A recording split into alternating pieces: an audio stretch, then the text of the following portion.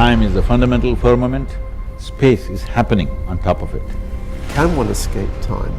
The way I am made is not different from the way the universe is made. We don't know what the dark energy is. It's meant to be some sort of cosmological constant, but it makes the universe accelerate. Generally in science you call it a theory. Yeah. I call it my experience. If I give you a simple line, can you build mathematics for it?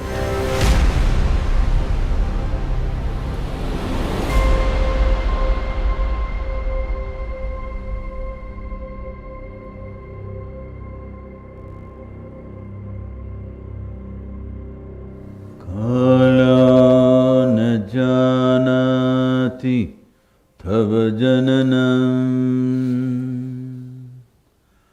Kalo na janati Tava samapanam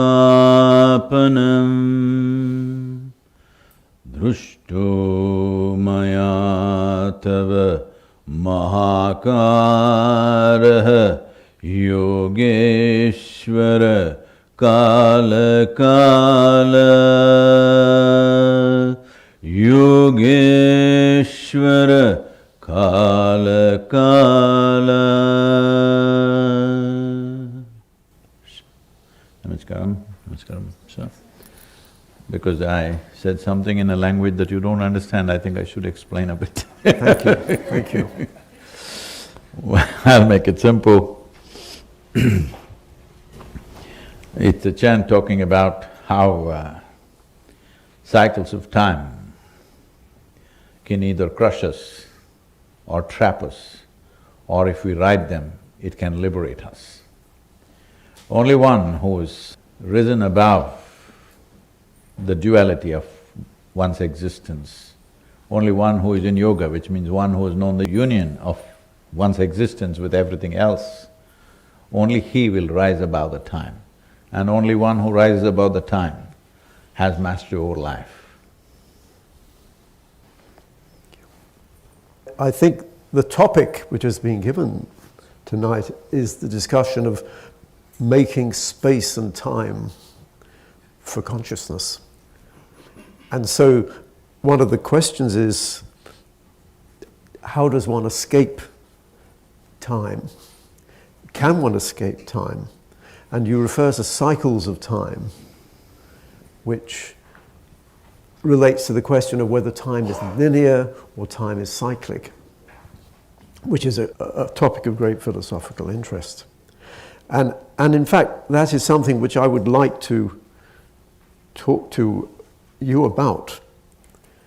And it's a question which arises both in the context of cosmology, which is my professional discipline.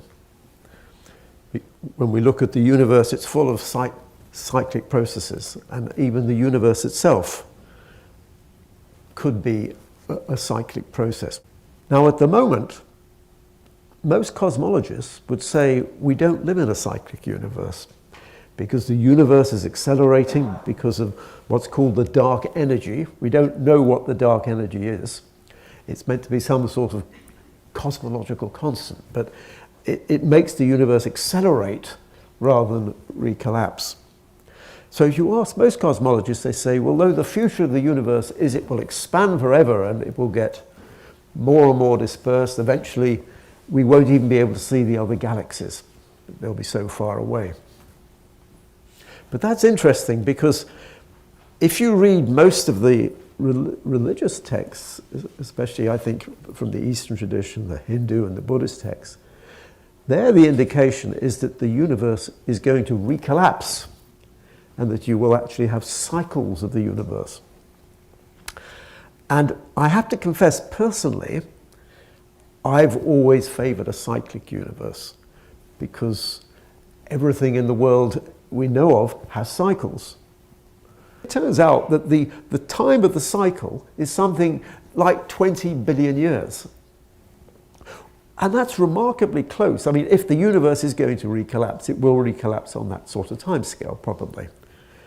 And modern cosmologists have only discovered this in the last 50 years using their telescopes. And so it's remarkable that Buddha and maybe other mystics were able to get this information, whatever it was, 500 BC, to many, many years ago. So it's like you have this inner space station. So we're spending, through science, we're spending billions of dollars to get this information, whereas one's getting it from these mystical insights for free. Of course. It's not free. Oh, not It's free. not free. It costs life. It costs life. Oh, it's not. It costs life, it's not free. I see. Okay, fair enough. Yes, fair enough. Yeah. Dollars come from somewhere else. Life goes waste looking at these things. But to me, this is an important point about the link between science and spirituality. One thinks of them as being opposed. From my perspective, they're both studying the physical universe, and they can both be applied to study the physical universe from an outer perspective and from the inner perspective. And I think ultimately there is agreement. Well, if it's the same truth, if it's the same universe they're looking at, there has to be agreement. There has to be concordance. And I think that's remarkable. So I know there's been a tradition of inner science in Indian philosophy for many years, thousands of years, but in Western philosophy, the focus is all on outer science. And I think part of this union between science and spirituality will be the realization that inner science and outer science must merge.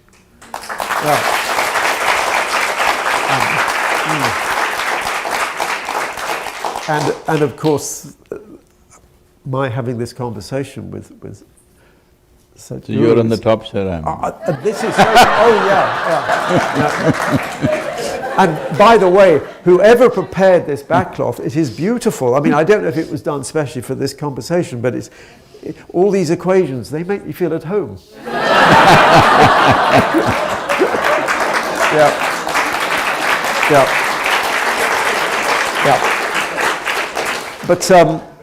But the only thing I would like to say is, we're talking about the physical universe, because I am professionally a cosmologist, so I can talk about cosmology without getting into trouble. And so when we talk about cycles and the time scale of cycles, that's conventional cosmology. And so if there are any physicists in the room, you should be happy about that. However, I know this conversation, I hope this conversation is going to veer into other domains where one is going beyond the physical universe. Because I think one of the lessons one gets from, well, mystical insights is that there are other levels of reality beyond the material. I think I refer to this as the domain of post-materialist science. Originally, Sadhguru was talking about cycles of time, and I'm talking about, so far, cycles of time within the physical cosmology, but there are also cycles of time which go beyond physics, and I know we'll get onto that later. But I should maybe ask you to react.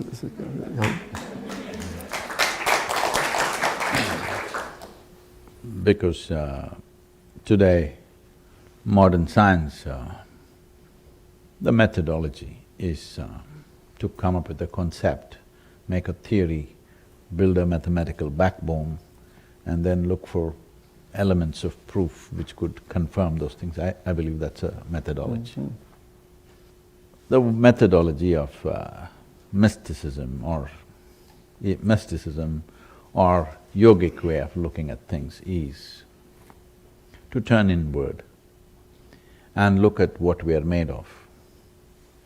This is coming from the fundamental, in science you would say an assumption.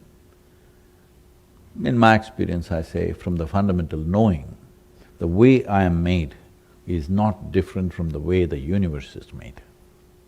I am just a tiny bit, but still, you can sit here with these little eyes, you can look up and look at a galaxy.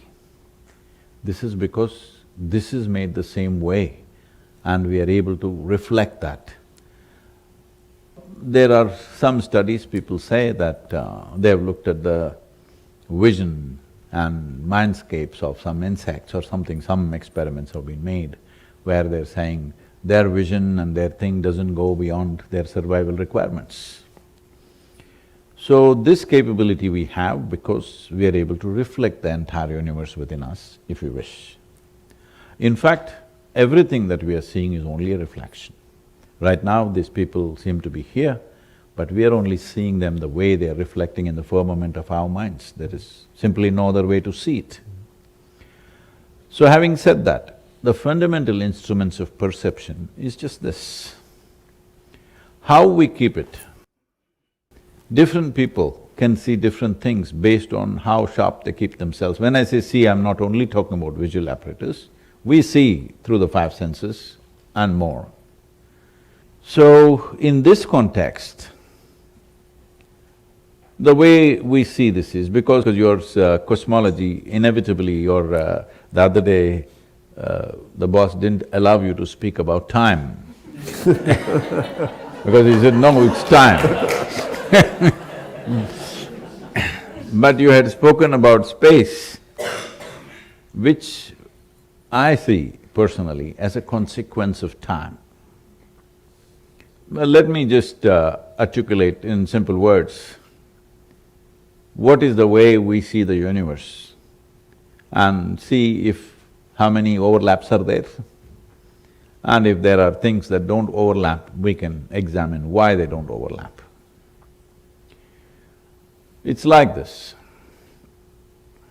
In the yogic principle, the universe was like this. This is usually represented as an arborist, a snake, a cobra running into each other, mouth and tail included, and a hood rising here. So, this is not the European arborist, I know, they make it a circle, but this is how it was. So we call this Anant, that means it's infinite. It's infinite. infinite, yeah. Infinite, I'm sorry. We're Indian, you know. You invented the concept. No, I want to tell you it's not a concept. This infinite or infinity was like this. The nature of infinity, I don't have to tell you, but for everyone. If you make infinity plus 10, it's still infinity. Infinity minus million, still infinity. So, your mathematics don't work. You do plus, minus, multiply, divide, nothing. So, it was like this. You could do nothing with it. Then it unfolded and became like this. Then we call this shunya. Oh. Shunya means emptiness. It became empty. What was infinite became empty. This is very important to understand this. What was that which is infinite? Was it not empty? We could not even call it empty or full at that time because it's infinite. There's no plus minus to it, no multiplication and division to it. So it was this way, it uncoiled itself to become nothing.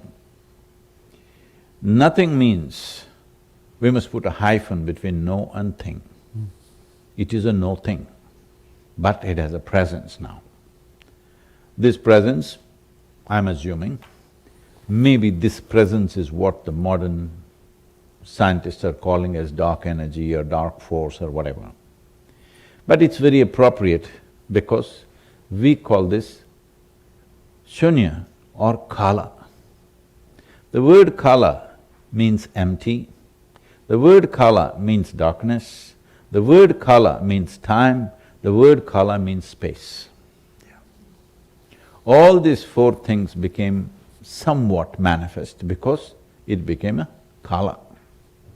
So this is here as emptiness, but we call this infinite space. Must mark my words, it's infinite space, not time, because there is no distinction. It is time which is unfolding to become space. So once it became kala like this, you can see it as emptiness, you can see it as time, you can see it as space, you can see it as the first manifestation of that which doesn't have a form. Anything that doesn't have a form is also called kala. So, what was infinite space became zero, now +1 is +1. -1 is -1. Suddenly, there is no physicality yet, but there is a mathematical foundation for its physicality. Now, once it became empty like this, the word shunya is, in terms of written word, for the first time it's seen about 400 BCE. There are documents where clearly the word shunya and the mark of a zero is there. It traveled to Arabia in early, the next part of how we count time today. Because those divisions are not there in our minds, because we have to communicate with the English-speaking world, we have also come that the cut-off date is somewhere 2000 years ago. Otherwise, we don't have those cut-offs in our minds. So I'm just saying, what are you calling it now? AD? It's not AD anymore, what are they calling it? CE. It's called CE now, Common Era or something. Ah, CE, yes. Yeah. So, in the Common Era, in the first, second century, or maybe by third, fourth century, it traveled to Arabia, because Indian traders were maintaining trade routes from India, right from the bottom of India, that is southernmost parts of India, right up to Damascus, Jerusalem, Aleppo. Even today, Aleppo city is supposed to be 8,500 years old, and that city was built by taxing the Indian traders. So, the live transaction was a daily business, people were traveling quite a lot. So, it traveled to Arabia, where they called it cipher. The word cipher again meant empty. This cipher came to Europe, in Latin they called it Zephyrium. That went to Venice, where it was the hub of many things happening in Europe, and there they called it zero, and the English called it cipher. These days nobody's using that word cipher. When we were growing up, it was common to use the word cipher in English language, but I don't know in… As a code, as a secret code. Oh, is it? Well, the word cipher is to do, in English, Zero. is connected with Yeah. coding, but this is a different context. Yeah. We used to use the word cipher as a zero. When say, it was used in a derogatory way, oh, he's a cipher, he's nothing kind of thing. So, this aspect, once it became nothingness, but it was a firmament of tremendous existence, but without physical form. Then we go into a more, a dialectical way of expressing this, where we're calling this kala as a being, a large, formless, not large, infinite, formless being. Infinite cannot have a form, of course, so it's a being. And he breathes. He was inhaling is a long process, maybe running into millions or billions of years, there are calculations for that, I'm not the mathematician for that. And when he exhaled, it's not that he has nostrils, he exhales from everywhere. If we did not have actually even our skin is it's not only perspiring, it's also respiring, So we are breathing through our every pore in the skin. Like that, when he breathed, that created a certain amount of energy. That we call as Shakti. Shakti came out of him. When energy came out of him, then this firmament of nothingness, which is a powerful force, it started reverberating initially, then caused ripples, those ripples led to cyclical movements. So with these cyclical movements, the first physical forms came out and it all over burst forth. As these cycles became more and more complicated, from whatever we call as electrons, protons, atoms, planetary systems, universes, all these evolved because of the cyclical movements. Fundamentally, we see physicality as a consequence of cyclical movement. Our very birth is because of the cyclical movements in our mother's bodies, otherwise we wouldn't be born. There is a yogic doomsday you would like to know, sir. So studying these cycles, feeling these cycles in our own bodies and studying these cycles, things were figured out because we were more interested in how to transform life here and how to make a human being go beyond these cycles. As I said earlier, the cycles of time are such, they can crush you. Why in their childhood they were like this and now they become like this, a lot of people. Time has crushed them. People think it's their experiences of life, this and that. No, that is only an excuse, it's actually time which has crushed them. Or the same time could trap people. They're okay, but they're bored and they don't know what to do with themselves. Do you mean crush them in the sense that they die? That will anyway happen, but when they're alive, they feel crushed by time. The cycles of time just crushes them day in and day out. Yeah.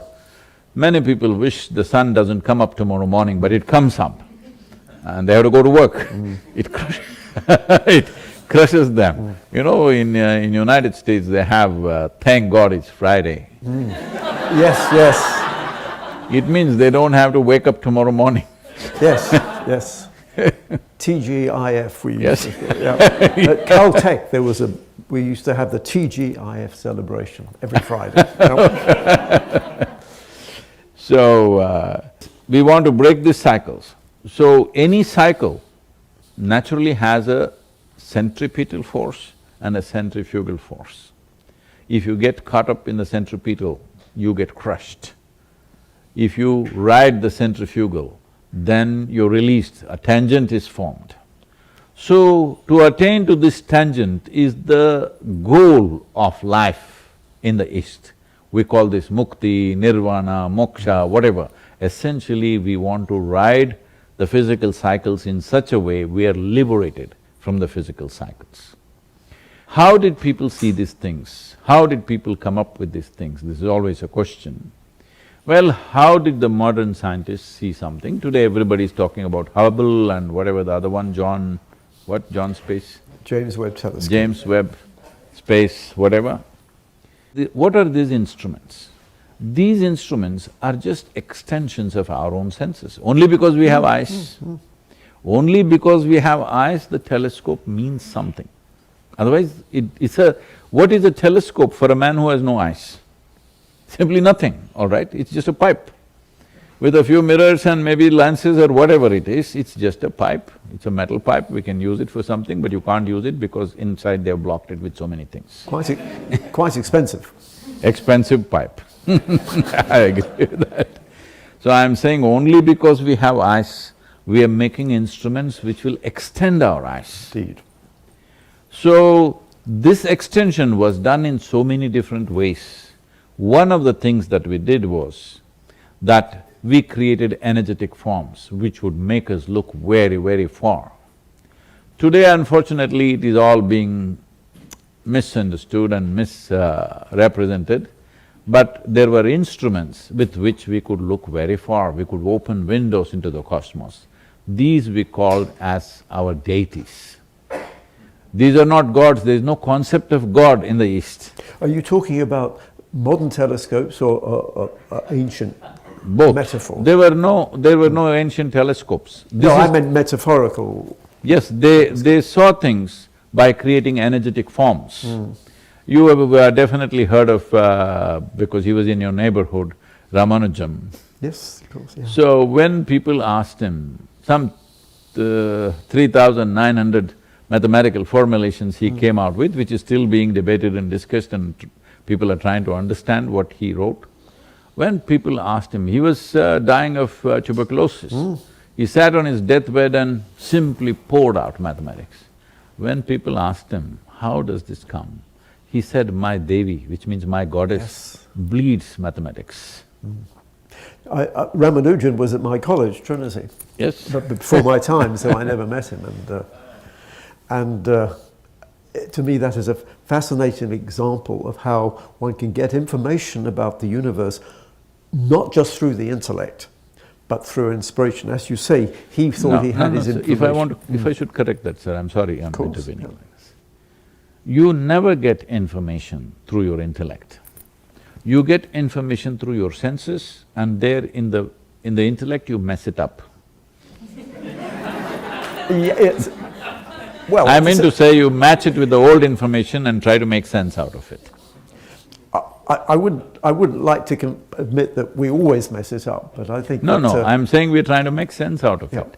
But normally what we think is sensible right now is actually blocking us, because what we think is smart, we can't leave. Yeah. What we think is stupid, we can leave easily. So you've made so many interesting points, Sadhguru, that well, I'm not sure I can remember them all, but can I react to some of them? Yeah. I will remind you. Yeah. First of all, I'm glad you mentioned Ramanujan and mathematics, because one of the fascinating things about physics is that ultimately the language of physics is mathematics. You can see a few equations behind. And that is showing that our understanding, because mathematics is a creation of the mind. And there's a curious circularity, because mathematics underlies physics, physics underlies our understanding of the universe produces life and brains, and then the brains produce the minds which produce the mathematics. So you've got this curious cycle, the fact that the universe is comprehensible. I mean, you were sort of decrying, in a certain sense, intellect, but intellect is part of the process involved in mathematics, an incomplete process, but it's because it's just the left-hand side of the brain trying to sort of understand things.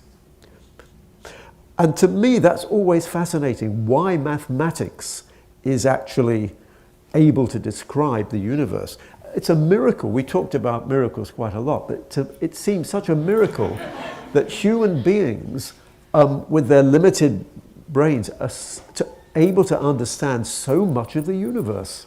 I mean, we've only been around, well, 10,000 years or whatever it is, and yet we already claim we can almost understand the universe. Physicists claim they can almost understand the universe completely. Now, I suspect that claim will turn out to be wrong, but at least it is a miracle that we can understand so much. So that's why I sort of reacted to the argument that intellect messes things up. I agree it's often wrong, and in fact I suspect most things turn out to be wrong in the end in physics, but one shouldn't worry too much about what's right and wrong. I think what's interesting is the path.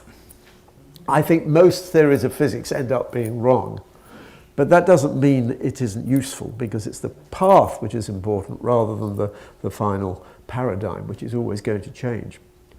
But I remember there's a statement that mathematics is the language of God.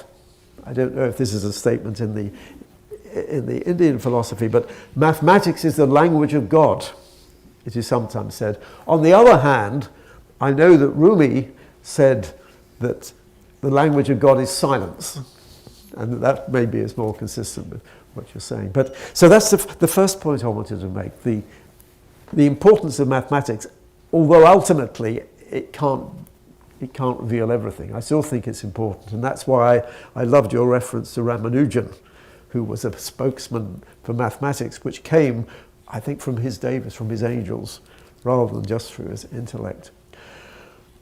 Now, I love the moment when you took your infinity and it turned into zero.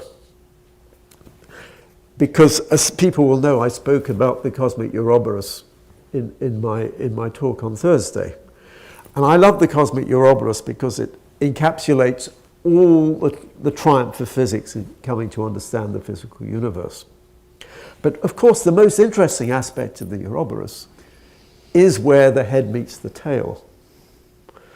And I said, well, the head corresponds to the universe, and we know how big the universe is, 10 to the 27 centimeters, and the tail corresponds to the Planck scale, 10 to the minus 33 centimeters. Well, those are only the biggest and smallest scales as we understand it. Really, what those scales represent. It's infinity and zero. Okay, the larger scale is infinity and the smaller scale is zero, and of course we reduce them to finite amounts so we can understand them. But to me, the really interesting point about the Ouroboros, the top of the Ouroboros, is that is where infinity meets zero.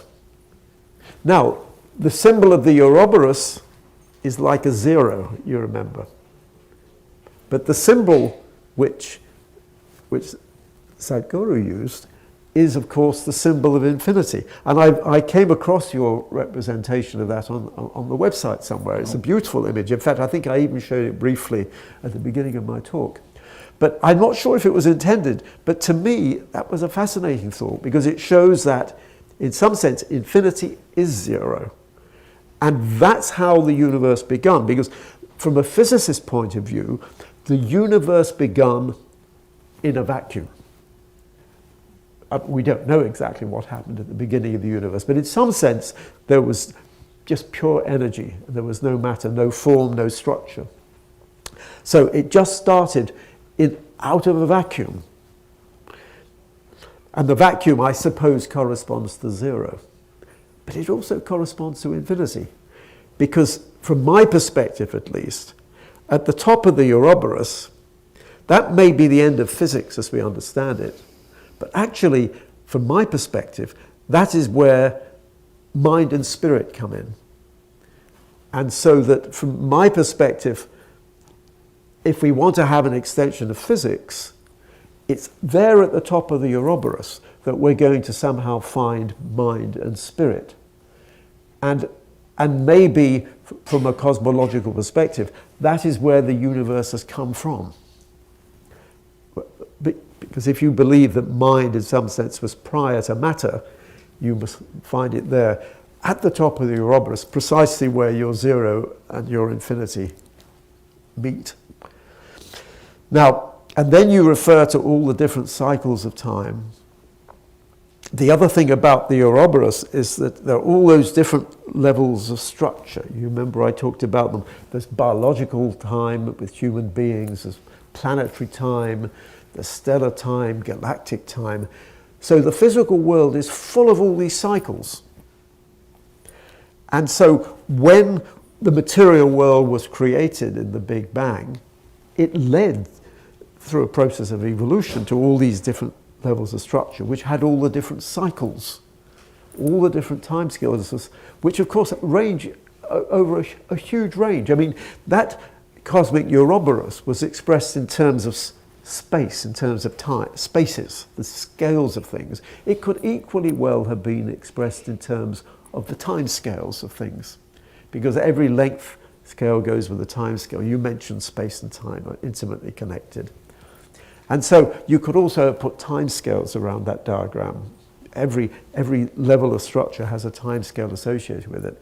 And so that is a manifestation of the physical world, that there are all these cycles. And we as human beings, of course, we experience a limited range of these cycles. And I was impressed, almost depressed, when you said how it's the cycles which can overwhelm us. The experience of these cycles can be almost depressing, because you feel that it's just in everyday life constantly. I hate shopping, and I find having to go shopping every day, especially when my wife is away, and having to every day shop and then cook every day and then wash every day, it's a bit overwhelming. So I think I understood what you meant by that. And but that's part of it. It is part of cycles. I must tell you, in yoga, these cycles are referred to as samsara. Yes, yeah. But in common society, in the language, the word samsara means family. Oh, right. Oh, I didn't realize that. Oh, right. Well, I can… Actually, I don't have any children, but I can imagine that's samsara, yeah. Suppose you went to your lab and you found a new universe.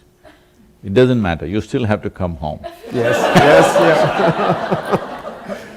And yet, of course, from Buddhism, I understand the concept of samsara and the constant cycle of birth and rebirth and how one needs to escape from that.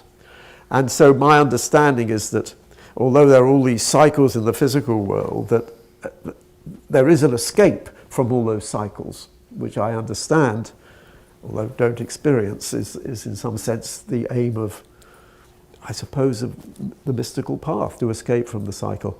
I have to say, personally, I've never had I'm not a very spiritually evolved person, and I know I'm not going to become enlightened in this life. Why do you say that? Well, because I meet more spiritually evolved You're people. trying to destroy my work. No. Because my work is to make sure that everybody, it doesn't matter who you are, what you are, the possibility is always there. Will you invest in the possibility or not? That's left to individuals. But if you say it's not possible, then you're trying to destroy my work. Don't do that. Well, if by becoming enlightened I can justify your work, I will strive to become enlightened. Yeah. Yeah. But all I mean is that I don't personally feel I've been very successful. I mean, I meditate and things like that, but and I know, but I have many spiritual friends, many, and I like to think that their spirituality rubs off on me somehow. No, sir. This is a wrong sense of the term spirituality spreading around in the world. Okay. To be spiritual, you need not be going to a temple, church or mosque. You need not be praying, you need not be meditating, nothing. It is just that if you're sincere enough, I'm using the word sincere because if you're sincere enough, you know you don't know a damn thing. That means your intelligence is always seeking. If you keep yourself that way, you're spiritual. Okay. So I've not given up on you. Oh, thank you. Well, I feel I will be more spiritual after this conversation. Yeah. And so, one thing I would like to talk about, because actually I would like to get some information from you if I can, because although I'm a theorist and I'm speculating about the nature of time and consciousness, I have this feeling you probably know all the answers, or at least some of the answers, so I would like to ask how some of my ideas relate to your insights. And it's to do with the nature of time and indeed the nature of space. In my talk on Thursday, I was trying to explain that if you want to expand physics to accommodate consciousness, by which I mean mind and spirit, because consciousness is everywhere in matter, mind and spirit, that you have to expand your concept of space and your concept of time. Now, I already spoke on Thursday about in what sense I felt you had to expand your concept of space. But just to recap, just in case there were some people not there, my argument was that most mental and many spiritual experiences do require a space. And I was referring to dream space, out-of-body space, the space of a near-death experience, the space of ghosts, the space even of some mystical experiences. Not all mystical experiences, because some go beyond space and time. And what I argued was that you need some higher dimensional space, because it's not just physical space, it goes beyond physical space. And then what I said was this higher dimensional space, it corresponds to a sort of higher dimensional reality which reconciles all our experiences of the world, not just of the physical world, but of all the worlds. And so that was my claim. And then the point I made was that even physics itself claims that there are higher dimensions, because Newton had a three-dimensional space, Einstein said there was four-dimensional space, space and time being merged, which of course agrees with what you were saying earlier, that space and time are basically the same. And then I explained how they introduced the fifth dimension to explain electromagnetism, and then how they introduced 6 more dimensions in superstring theory, in order to describe all the physical interactions. So then you had a 10-dimensional world. And then finally I said with M theory, we had the idea there was another dimension, so you have an 11-dimensional space. And Sadhguru made the fascinating remark, which was new to me, that actually 11 dimensions is precisely what arises in some of the traditions. Maybe we can come back to that. But then the key point I wanted to make was that in one particular version of M theory, the physical world is a slice of a higher dimensional space. The slice is called the brain, B-R-A-N-E, and the higher dimensional space, if it's a 5-dimensional space, it's called the bulk. And so physics gives you a higher dimensional space, of which material world is a slice. Your experience, your mental and spiritual experience, gives you a higher dimensional space. So the main point I made on Thursday is, why can't we identify these two spaces? This is not a view that many of my physics colleagues will share, because they don't want to be associated with mysticism. But that's my personal view. I don't want you to give the impression that this is the mainstream physics view, because I'll get into trouble with my physics colleagues if you get that impression. But it's my view anyway. But that was talking about space. But what I didn't talk about, because our kind chairman realized that we ran out of time, I didn't talk about time. So can I speak for about 5 minutes about time? And then I'm going to ask Sadhguru if he could... That's a lot of time, son. Yeah, okay. Yeah. You see, what is fascinating about consciousness is that it involves the passage of time. When you say I am conscious, one can argue about what you mean by conscious. There's a distinction between the contents of consciousness, which is what I'm normally referring to when I talk about a space of consciousness, but the experience of consciousness itself. This must change. You should not say space like this. Ah, I should go like this. Thank you, yeah. Okay, so conscious, space like that, yeah. And hopefully time like this, yeah? Which means the chairman can't stop me if I... Yeah. Anyway, the point is this. What you've got to realize, in Einstein, with his theory of special relativity, he married up space and time. He realized that the world is 4-dimensional, with the 4th dimension being time. And so you as a human being, your body is like a world line in this. You imagine space and time in 2 dimensions. I hope I can use my hands, but you imagine space and time in 2 dimensions to make it simpler. You are like a line, your world line in this 4-dimensional space, but is represented as 2-dimensional space. But in Einstein's picture, it's called the block universe. Past, present, and future coexist. There is no time. But in your conscious experience, you think of yourself as moving through time.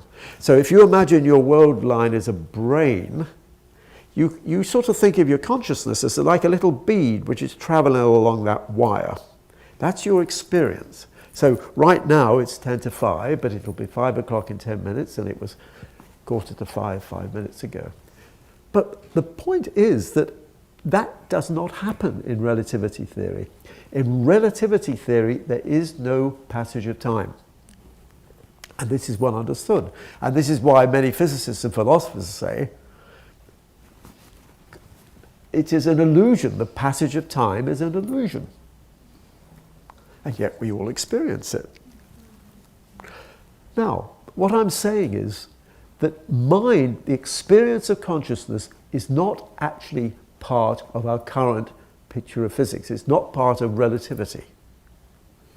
And the passage, nor is passage of time really in quantum theory. Time has a different status in quantum theory. So how do you explain this? Well, the way various physicists, well, various philosophers have explained it, including myself, is you have to say there is an extra dimension, which is an extra dimension of time, which corresponds, if you like, to mental time as opposed to physical time. And so this is why I say current physics, meaning relativity theory and quantum theory, cannot explain the experience of consciousness. But the final theory of physics, which is going to reconcile relativity and quantum theory, that has to explain consciousness, and it has to include this extra dimension. Because what I'm saying is mental time is an extra dimension. Is that okay? Right? Everyone's convinced? Good. Now, but there's another feature of consciousness which is really crucial. And this is to do with what I call the specious present. This is the minimum time scale of experience.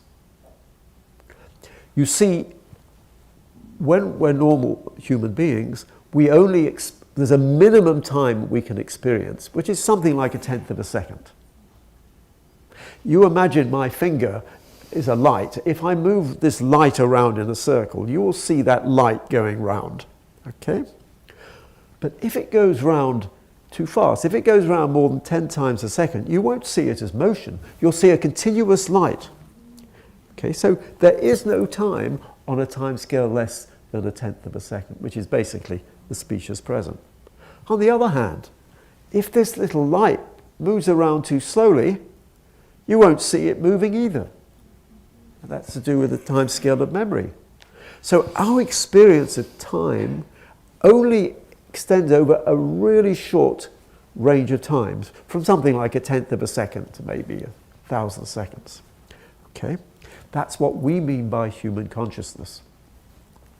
So this concept of the specious present is a very old concept. It actually goes back to William James. It goes back more than 100 years. But even many philosophers don't talk about it. So consciousness comes with a specious present. And our specious present is essentially roughly, say, 1/10 of a second. Now, we as humans are very arrogant. We assume that that is the only level of consciousness in the universe. Well, at least... Not humans, no, exactly. Yeah, well, yes, yeah. Okay, absolutely. Well, I suppose, exactly. When I say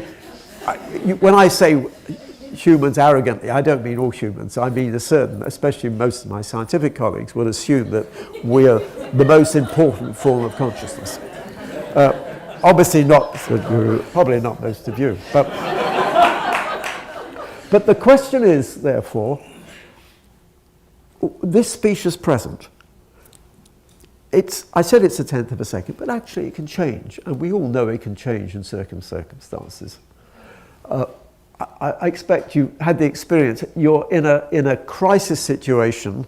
Say you're falling off a mountain. I don't know if anyone's ever fallen off a mountain, but you know, time seems to slow down. Or maybe you're in a car accident, and the outside world, everything seems to be in slow motion. That's because your specious present has sort of shrunk, and so that happens. You can have another experience, for example, where your specious present expands. I know of a case of someone who was very ill, was lying in bed, and saw this flashing light at the window, and couldn't work out what it was. But it turned out this flashing light was the rising and the setting of the sun.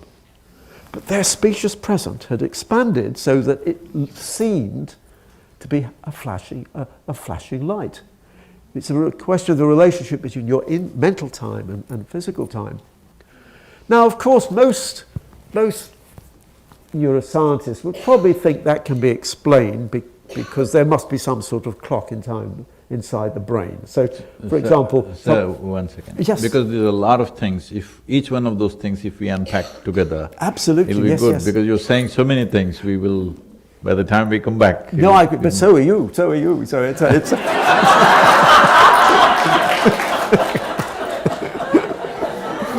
no. Yep. Yes. The important thing is, I think Einstein is committing incest. Yeah. when he says, we will marry time and space. I don't know whether he said it or not, you said. Because what we are seeing as space, in my experience, is a consequence of time. Time has given birth to space. And our sense of time is essentially because of cyclical movements, otherwise we don't know time. Right now people are sitting here, well, if this goes for an hour and a half, two, they're okay. It doesn't matter what great truths you talk, if it becomes 4 hours, they will slowly slip out. Yeah. Because, not the clock, their bladder keeps time, Yeah. their backside keeps time, their lower back keeps time. Hello? Suppose they didn't have a body, we took away their bodies, then if we sat here for 2 million years, they have no problem.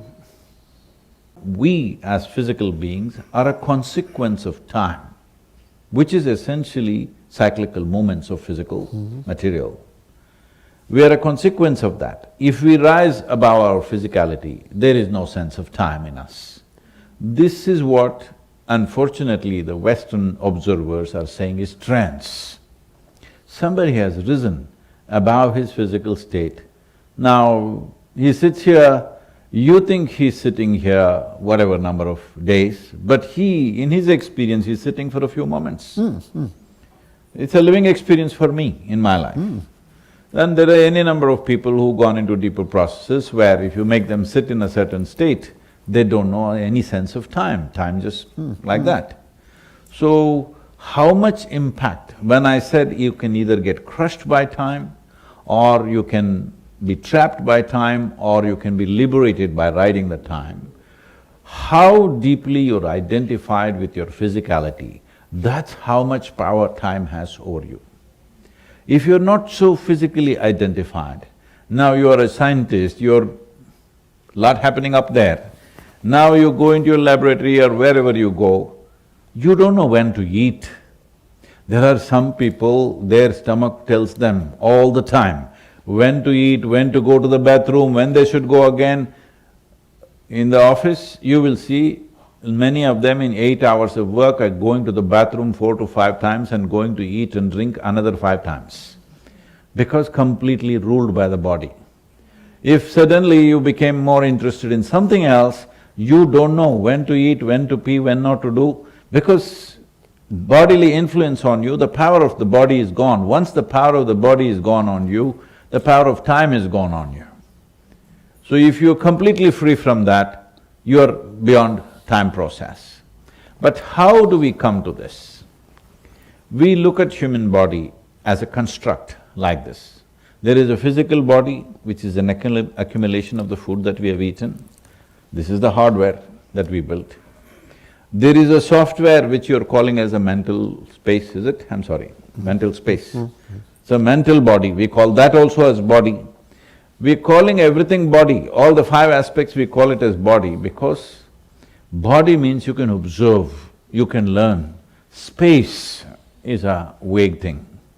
So there is a mental body, there is memory and information and intelligence right across. So the mental body, this is the software. Hardware, software together can do nothing unless it's plugged into power. So the third layer, we call this as the pranamaya kosha or the energy body. So it's plugged in and these things are functioning.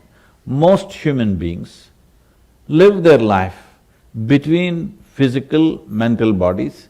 Very rarely there may be little bit of experiencing the pranic body or the energy body. The next dimension of the body is called Vijnanamaya kosha. Vijnana literally means is, jnana means to know, jnana means to know. Vijnana means it is a combination of 2 words, vishesh jnana. That means an extraordinary knowledge. Extraordinary knowledge means anything that we don't perceive through our sense perception, but we perceived it. Then we call this vishesh jnana or vijnana. Today in India, the word science has been described as Vigyan. Right now in school subjects, it's called Vignan. Because we are saying this is extraordinary knowledge, because what your eyes could not see, your telescope saw. So we are saying you are having extraordinary knowledge, because beyond the sense perception, you extended it somehow. It doesn't matter how you extended it, somehow using a physical mechanism or using your own power of extending your eyes, somehow or the other you saw something that your eyes cannot see. So we call this Vigyan. So general science is called Vigyan in India now. So this Vijnanamaya Kosha, for lack of English words, some people describe it as the etheric body. What this means is, it's a transitional body. Between physicality and non-physicality, there's a transition. So now, from what you are saying, because I'm not much of a scientist by any standards, so what I perceive is, science is little bit putting its tentacles or its, what do you call this, the cockroach tooth things? Huh? Antenna. Antenna. You're putting your antenna into Vijnanamaya Kosha, but not able to enter. The fifth layer of the body, we call it as bliss body, not because there's a bubble of bliss inside, simply because we do not know what is its nature. Because it's not physical at all, we cannot define by any word or describe it by any description. So we say bliss body because this is child's language. It is like your child sees a speaker, let's say, a speaker like this, and you say boom, boom. So in that language we are talking. When we touch it, our experience becomes so blissful. So we are saying this is bliss body. We are not saying that is the nature of that. We are saying when we touch it, we eat something and we say it's sweet. Because sweet is our experience. That is not the nature of what it is. This is our experience, so we call it bliss body. Right now, please, I am not trying to be countering something, I am just trying to define my understanding of this. From what you are saying, I see that you are nibbling at Vijnanamaya Kosha. But to cross it, if you don't come out of the other day I called it a dungeon, today I will remain it to foundation. The foundations of logic you must cross, because logic can function only with two, this and that. Without that, you cannot. Now, these two things have gone till here, it needs to become like this. So somebody married, time and space, that needs to happen within us. This marriage of time and space or merger of time and space can only happen if you transcend your physical nature. Otherwise, it will not go there.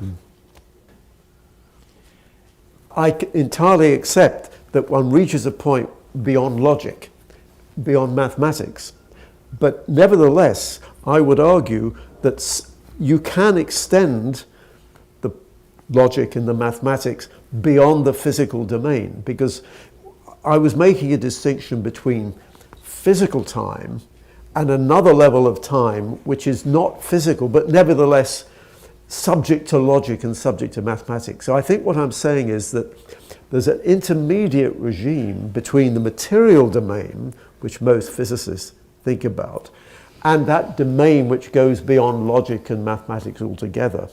So I think what I'm talking about, what I'm nibbling at, if you like, is that intermediate domain. So I don't think that's in contradiction with what you're saying, but I mean, I was talking before about how your experience of the specious present can change, but that was all in the circumstances where the specious present was presumably related to what was going on in the physical body. But the point I wanted to make was that you may have a psychic or a mystical experience where your experience of time is very different indeed. So, for example, you might have a near-death experience in which your whole life is seen in an instant, okay, rather than just as a…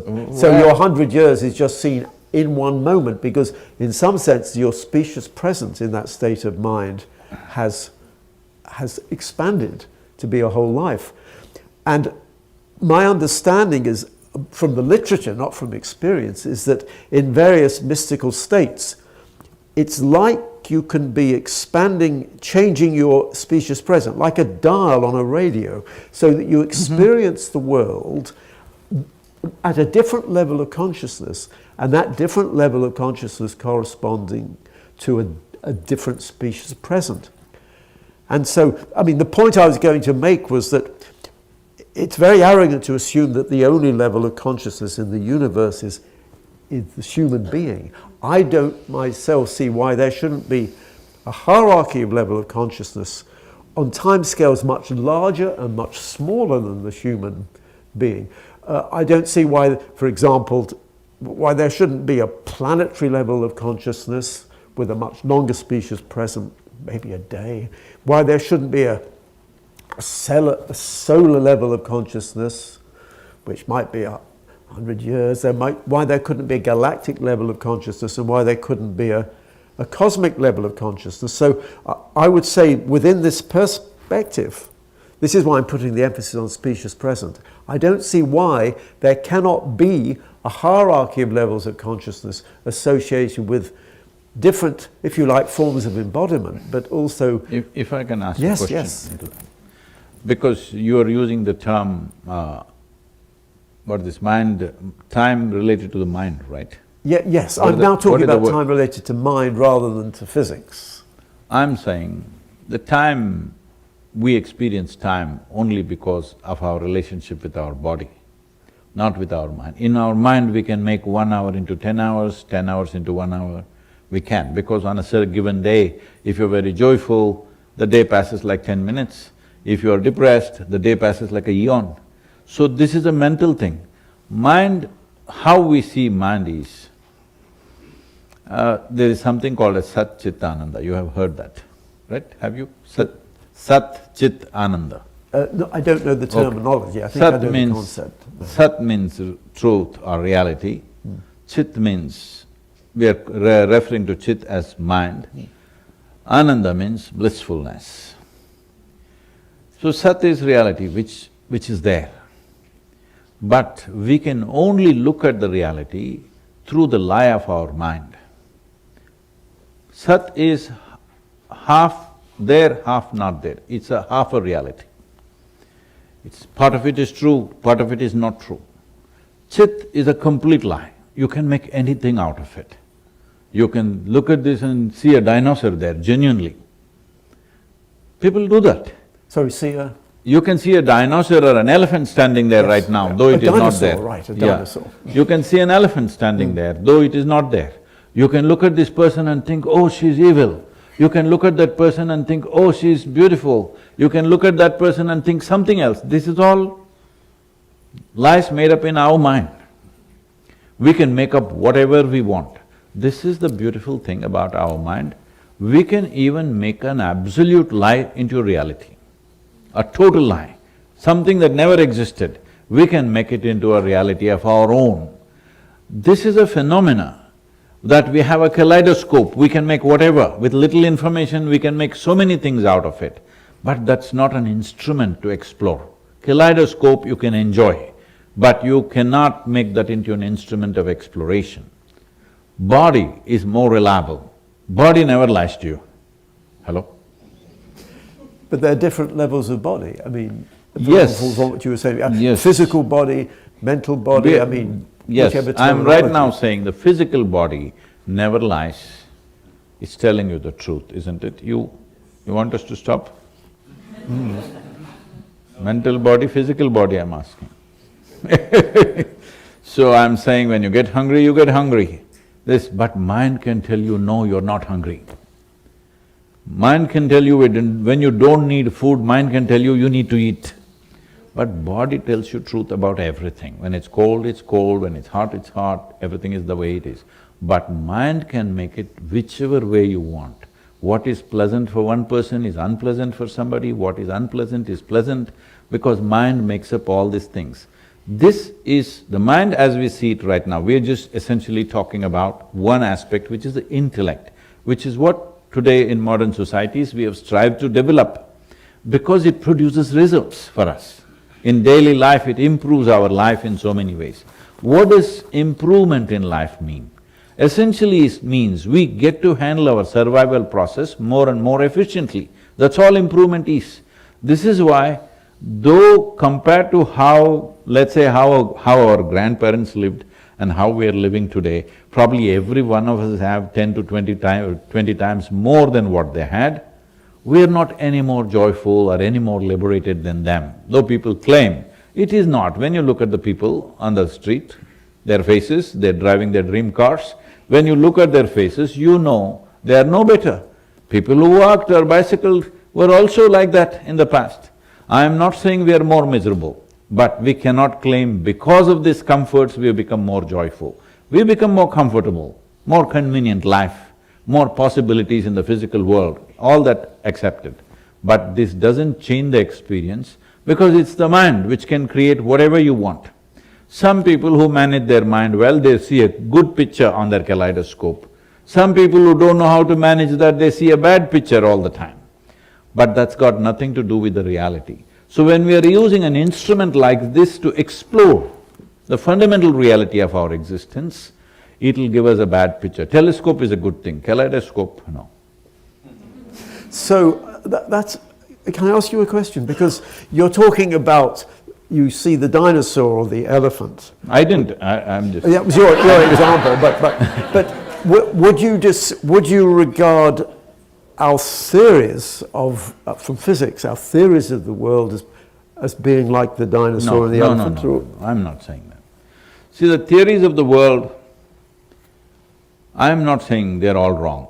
That's why I said they're pointing in the right direction. But even if you point in the right direction, let's say right now our vision, like some other, like a fly or a grasshopper or a mosquito, is only 10 feet. Let's say both of us can see only 10 feet.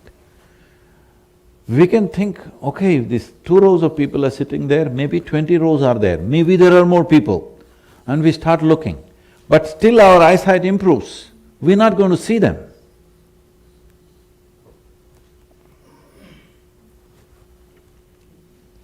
Right, but So it's extremely important now. In my perception, science has never pointed in the right direction. In the last 25, 30 years, they're beginning to point in the right direction. When they're pointing in the right direction, developing instruments to see further is very vital now for emancipation of humanity from being stuck in their own cycles. But you see, when you're talking about eyes, there are the physical eyes, but what interests me is that, for example, if one has an out-of-the-body experience, one floats around, one sees things, but one's not actually seeing anything through one's physical eyes, so it's as though there's a different level of body embodiment, a different level of eye, a different sort of light with which one is exploring the world. So are you making this remark just in the context of physical… In every context I'm saying, suppose it's true that somebody slipped out of their body and floated around. I can show you some examples which are stark, unbelievably stark, which will be shocking for most people. Leaving that, let's say somebody here slipped out, she's a good candidate. Yeah. She slipped out of her body and went around. But to see physical light, you need these eyes. I can't see physical light with my hands. You need these 2 eyes to see physical light. Because this whole problem of light, this has come because what is metaphorical is being taken literally by a whole lot of people. I think it's Patanjali who made the mistake, maybe even before him somebody must have, where he said, if you bring yourself, distance yourself from your psychological and physiological process, a new light will arise within you. When he says light, he's not talking about this physical light which is traveling at 186,000 miles per second. He's talking about a new clarity has come. You see things totally differently because things are crystal clear to you. But to see this light, you need these 2. Without these 2, you don't see this light. Right, but this lady she is… Not this one, that she one. is using… that oh, one. sorry, I got the wrong lady. But is it true to say she is using a different sort of eyes and a different sort of light? We cannot call it eyes, because when somebody is beyond the body, they're not seeing a damn thing. But that does not mean there is no experience. Experience is coming because of inclinations, inherent inclinations which we call as karmic vasanas. That means because you have a certain volume of information, even in your subtlest form, you have a certain volume of information. Information, if there is no intent, it creates an inclination. Suppose you sit here, you have no intent as to what you should do right now. Now you go by your inclinations. Some people will pluck the flower like this, some people will drink something, some people will smoke something, some people will simply sit here and dream something. This is an inclination. If you don't have an intent, naturally your memory creates an inclination. We call this inclination as vasana. Vasana means… literally means smell. Why we calling it vasana is because in the animal world, it is the smell which plays a big role. Even in human life, smell plays a massive role, but people are not noticing it simply because of their cerebral activity. A whole lot of research has gone into it now, various types of research. People are saying, these scientists saying, okay, they are saying you might have chosen a husband or a wife or a partner in your life because of an unconscious sense of smell you have about that person. Smelly people, I'm sorry. I'm interested in the phenomena of levitation, for example, and there's the famous case of Saint Teresa of Avila who would levitate. Now, that in itself would not be a mystical experience because a psychical researcher would say, oh, she's levitating, we must measure how high she goes and how far she moves. And so I accept that is not a mystical phenomenon itself. But Saint Teresa herself was having a mystical experience. So for her, she was in an ecstatic state. So there was a link between mystical and psychic. Mystical? Why is being ecstatic mystical? Well, I have no experience of mystical experience myself. So let me come to that. Yep. See, right now, recently some journalist is asking me, Sadhguru, if there's one achievement in your life, what is it? I said, tears. So what do you mean by tears?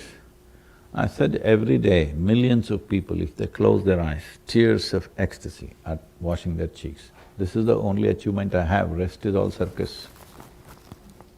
Rest is circus only in the world. You have to do circus to get people attracted to that process. So, being ecstatic happens if you stop creating unpleasantness within you. When I say unpleasantness, you sit here and think, oh, what is she doing? She's writing down, what's she doing? Will she get it right? I don't think she'll get it right. This is a genuine opinion. Does she understand what I'm talking? Is he okay? Is that this? I'm saying these 1,000 things are there. It's not even conscious. These things are multiplying into millions as you grow up. Now, all this muck which you think is your thought process and your emotions and your opinions, especially you're in a university full of opinions, okay? If with all these opinions, you can't see nothing clearly.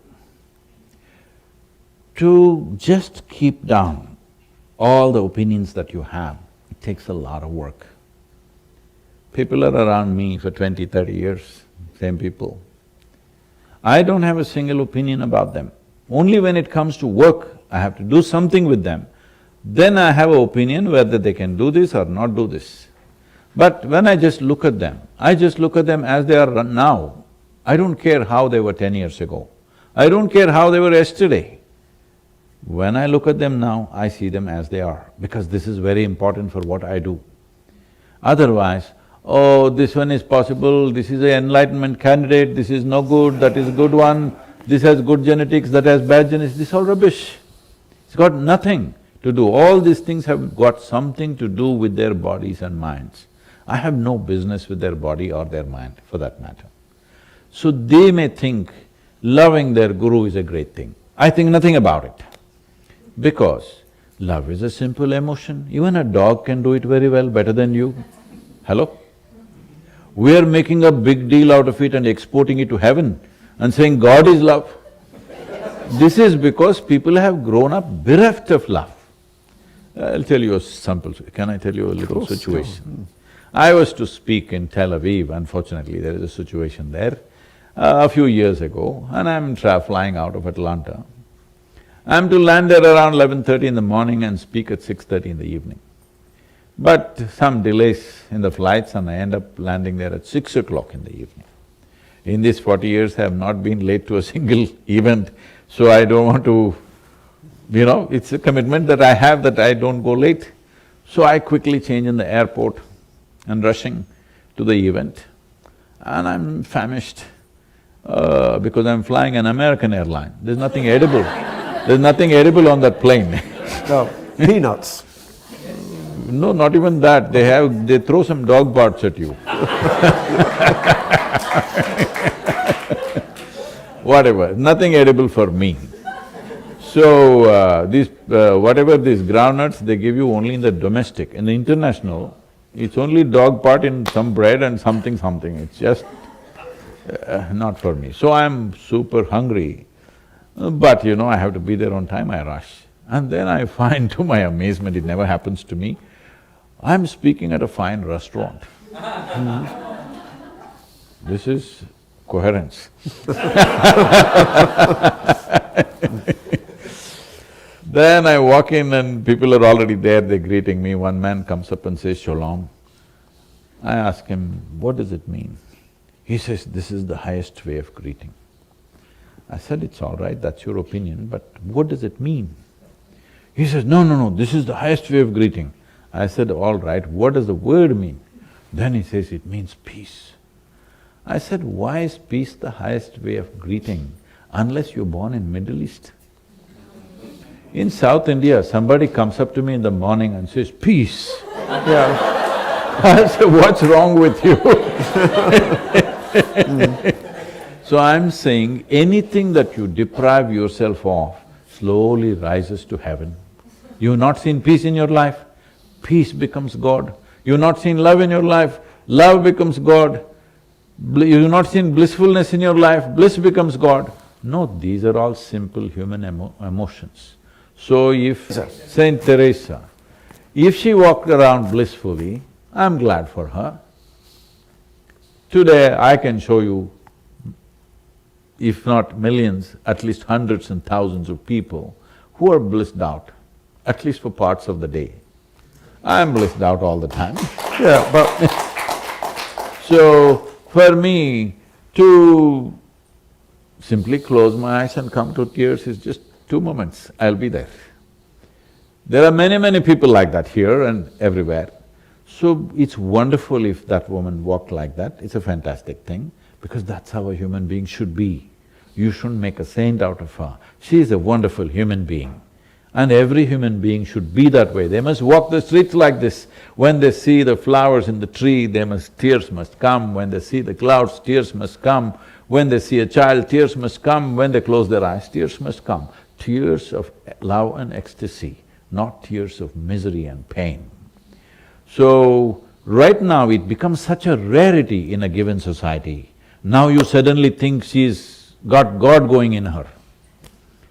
No, she doesn't need God. Human beings are capable of experiencing these things. I'm saying these are all experiences that human beings have. Almost every human being at some point, in a moment of love or joy or something, tears have come to them. It's just that it's not common. If she made it a part of her life, fantastic. But in Eastern societies, there are any number of saints like that who always lived like that. I'm not trying to bring her down. All I'm saying is… When you say bring it down, you mean from the levitation or from the… Levitation, I am not talking about it. Yep. I'll leave that, because that's a question of breathing in hydrogen, not oxygen. I'm saying I don't want to bring her down. My work is to raise the humanity not bring down somebody from the heaven. So unfortunately in those societies, because everybody else is in such a mess, if one human being rises, you think she fell from the top. No, she rose, wonderful for her. Well, they did make… yeah. But I'm saying there's nothing mystical about that. I mean, that's a question We can of say what… that is clearly a spiritual experience, let's say. Oh, spiritual is fine. I mean, Yes. the label… No, because we are trying to draw some distinctions between psychic, spiritual and mystical.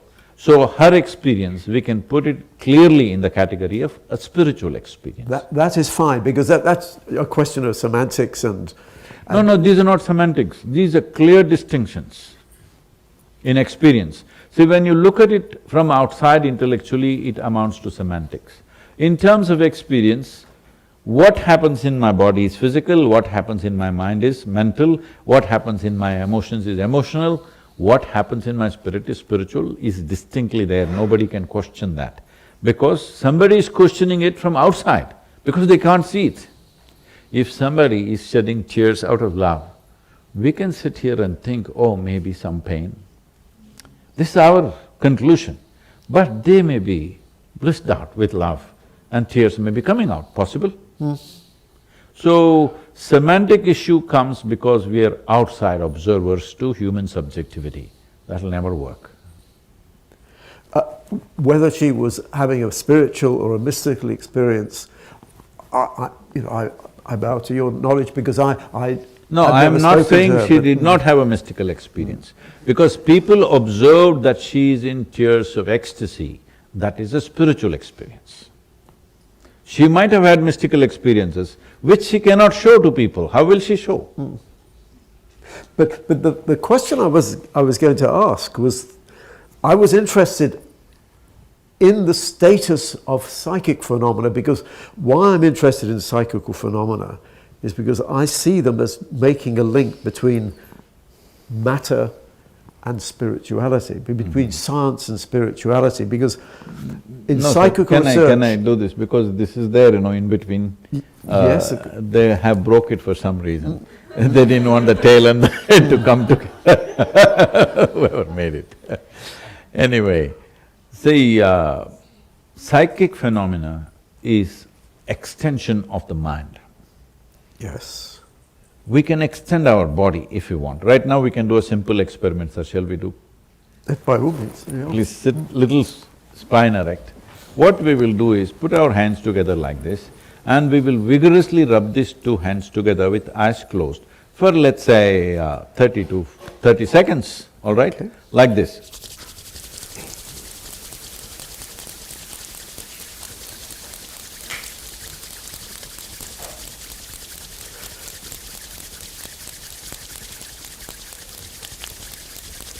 "30 seconds is a long time." Well, my specious presence is changing, yeah. Now, keeping your eyes closed, just separate them by 3 to 4 inches.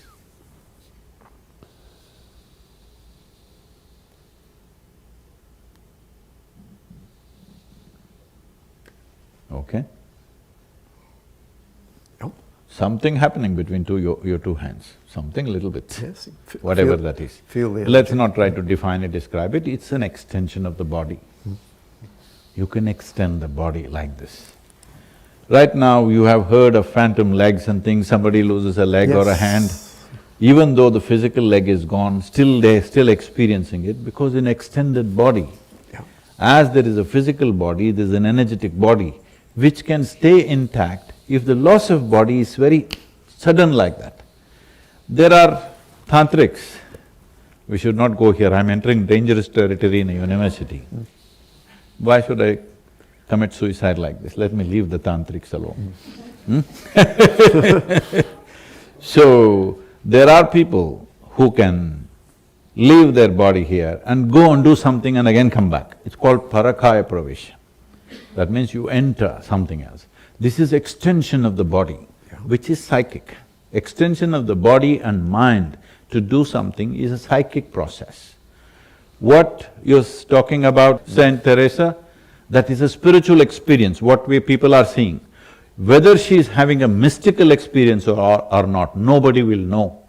She might have, she might not have. But she is definitely, if she is all blissed out, she is having a spiritual experience. Yeah. I'm just trying to define that. But what the point I'm making is that from the point of view of extending science, these phenomena are interesting because that you can study these phenomena using the sort of techniques that a scientist would use. You know, you can test for telepathy in a laboratory, you can test for psychokinesis, whether you can affect because it's all psychic phenomena. Telepathy, telekinesis, whatever other things that people are talking about, this is all psychic phenomena which I am personally not interested in, because that will not in any way rise a human being beyond their limitations. Exactly. It will only make them little more competent. It's like if I'm using a bad example again, if I have to kill somebody, I must go there and do something to them. But if I have a gun from here, I can shoot them. This is psychic phenomenon. From here, I can do things. I don't have to go there and do things. So a gun is more efficient than a knife. In UK, still they use knives, that's why I'm saying. there are a few guns, but mainly knives, yes. So I'm saying psychic phenomena is like this, you're extending your psychological and physical forces to do certain things and come back. But this will only at the most give you a little advantage in the world. You will not rise anywhere. I accept that, but the reason I'm emphasizing that is because in the attempt to expand science to accommodate these phenomena, this is… and it's nothing to do with helping somebody become enlightened, but nevertheless I'm saying it's helpful, it's of interest to me, because that's how I can expand science to accommodate these phenomena. It's, if you like, it's part of the way of going towards it, unifying science and spirituality. So even though you say it's not of interest… I'm saying you don't have to accommodate this. Let's dismiss all the things that I'm saying. Right now, in my opinion, science is looking in the right direction. They have to extend their look. I'm asking, can you build a telescope which will see something which is not physical in nature? That's what you need to do. And the answer is not with a physical… With mathematics, I'll come to that. So, because we are talking about time, which I see as the most basic entity, from infinite to zero is manifestation of time. So it's an infinite space because it's a mix of time and space. It's always been like that. Time is the fundamental firmament, space is happening on top of it. Now, beyond this time, which we refer to as a cyclical process, because time as we know it, as we experience it right now, exists only because of cyclical movement. A planet turns a day, moon goes around a month, planet goes around the sun a year.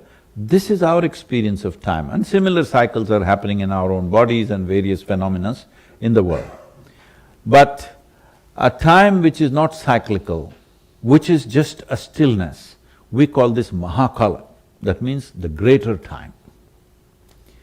There is a particular deity enshrined in central India which used to be the center of time for many millennia before the British came to India and they shifted it to green, which mean time. This was the mean time in the world. Because the maritime travelers from Asia, because that's where it started, this was considered the line of time. This is where the time started. So there they established a particular deity which is called Mahakala. So, well, let me not go into those things, but essentially things were done so that people can experience something beyond the limitations of their body. Because if you do not cross the limitations of your body, you will not cross the cycles of time in any way. Do what you want. As long as this body is there, you are within the manifestation of the cycle of time. So right now, you're looking the right way. If you can only build a telescope somehow, or the telescope need not necessarily be a physical pipe. If even all these numbers can go there and read something or see something which is non-physical in nature, absolutely non-physical in nature, then science will see what is there. Otherwise, we're looking in the direction, but no eyes.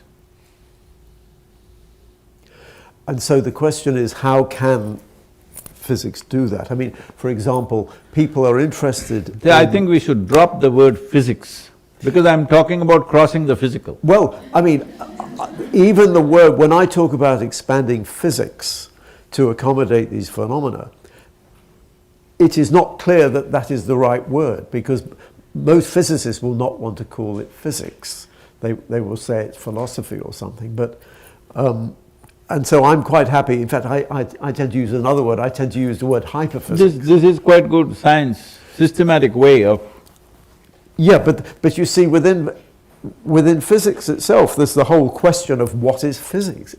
Among physicists, it's a big issue now. What do we regard as physics? Because some of the ideas I was talking about yesterday, like M theory and these higher dimensions, we still haven't got any instruments that actually detect these extra dimensions. So people will say, I mean, physicists will say, some physicists will say, this isn't physics, this is just mathematics. Or it's just philosophy. Now, what is interesting to me is that what we mean by science has constantly evolved. So in the old days, you used to think that science was to do with experiments. But if you're an astronomer, you can't do experiments with stars and galaxies. In some sense, the universe does the experiments for you, because you've got billions of stars and billions of galaxies. So the universe does the experiments. But it's crucial you're making observations. But then that only works because you've got millions of galaxies and millions of stars. So people would say, well, you only got one universe, so therefore, how can cosmology be proper part of science? But now we accept it is part of science, it is part of physics, because we understand the theory which explains the universe. And so now we're talking… On what basis do we come to this conclusion there's only one universe? Well, exactly. Now that leads into the next… You've foreseen my next point, which is that now people talk about the multiverse. Which is not spiritual or mystical, it's psychic. And it's…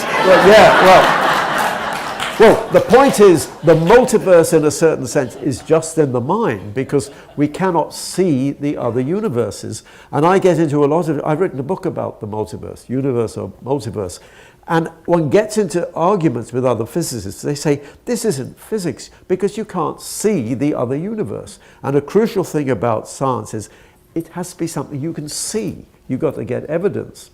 But there are lots of things in science and in physics in particular you can never see, but we still accept as physics.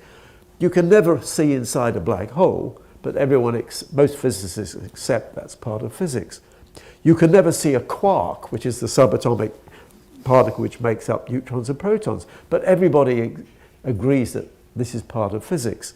So in physics now, we're used to the idea that there are things which we cannot see and directly get evidence for.